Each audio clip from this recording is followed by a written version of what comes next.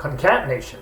So concatenation is the merging together of two cells. So there's a couple different things that we can do with that. Let's start off, and we're gonna do a formula. Equals concatenate. And here, when we do the parenthesis, it asks us if we want what text we want. So we're going to put in a reference to the cell. So we're going to do A2, and it highlights Greg, comma B2. And notice we can keep on going if we have more.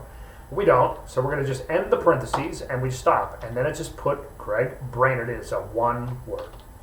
Now you can also do this if you want to concatenate. You can do Greg, comma, Brainerd. You can do that as well. A2 and B2. And you can do it with concat, which is a shortened version of that same thing.